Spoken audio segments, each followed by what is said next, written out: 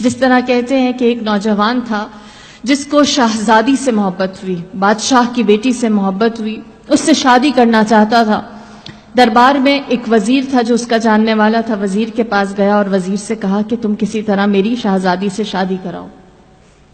کہتے ہیں وزیر نے کہا کہ بادشاہ کو ایک داماد چاہیے، اپنی بیٹی کے لیے شوہر چاہیے ہے، لیکن اس نے شوہر کے لیے جو سٹینڈرڈ رکھا ہے وہ یہ کہ بڑا عبادت کرنے والا، مخلص، پرہیزگار ہو، دنیا کی خواہش اس کے اندر نہ ہو۔ اگر تم کچھ عرصے کے لیے ایسا پریٹینڈ کرو، بہت عابد و زاہد بن جاؤ، کسی جھونپڑی میں جا کر جنگل میں اکیلے رہو اور وہاں عبادت کرو تو میں تمہارا یہ کام کر سکتا ہوں۔ اس کو یہ آئیڈیا اچھا لگا، وہ ایک جنگل میں گیا، چھوٹی سی اس نے اپنے لیے ایک ہٹ بنایا، اس میں بیٹھ کر عبادت کرنے لگا، اور جب اس نے وہاں عبادت کرنی شروع کی اس کو مزہ آنے لگا۔ یہاں تک کہ کچھ دن نہ گزرے تھے کہ وہ وزیر بادشاہ کو لے کر اس کی جھونپڑی میں آیا۔ بادشاہ اس کی جھونپڑی کے اندر گیا، جنگل میں اس کے چھوٹے سے گھر میں، ٹوٹے ہوئے گھر میں گیا اور اس نوجوان سے ملاقات کی، باتیں کی۔ بادشاہ امپریس ہوا اور اس نے کہا اس نوجوان سے کہ مجھے تمہارا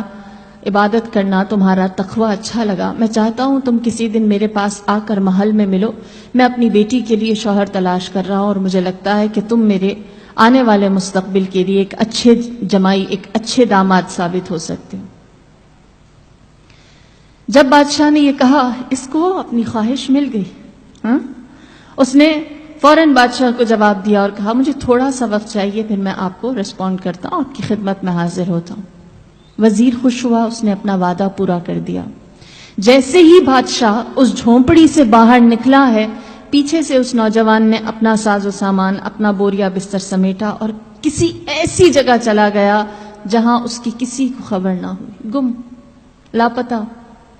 کسی کو علم نہ تھا وہ کہاں گیا، کیا ہوا۔ وزیر حیران ہوا کہ اس نے خواہش کی تھی، اس نے چاہا تھا اور میں بادشاہ کو ادھر لے کر گیا، پھر بھی وہ نہ ہوا۔ یہاں تک کہ بہت عرصہ گزر گیا، ایک ٹائم کے بعد اس وزیر کی ملاقات اس نوجوان سے ہوئی جس سے اس نے بادشاہ کی ملاقات کروائی تھی، لہٰذا اس وزیر نے پوچھا مجھے بتا جب تیری خواہش پوری کر دی گئی تھی تو کیوں چلا گیا،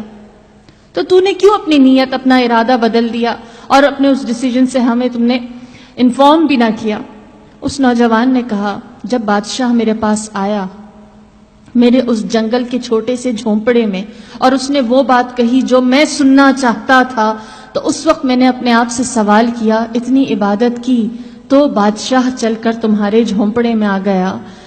ایک آرزو، ایک خواہش کے پیچھے اگر میں اپنے رب کے لیے عبادت کروں تو کیا میرے دل میں میرا رب نہیں آ سکتا؟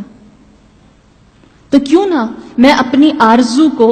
ایک دنیاوی چیز سے بدل کر صحیح درست طرف لے آؤں اور اس چیز کی خواہش کروں جو میرے لیے واقعی فائدہ مند ہے۔ لہٰذا میں نے اپنی اس خواہش کو چھوڑا اور کہا میرے اس جھونپڑے جیسے دل میں اللہ کو بلاتا ہوں۔ تو یہ آرزو کا فرق ہے، یہ خواہش کا فرق ہے، یہ تمنا کا فرق ہے۔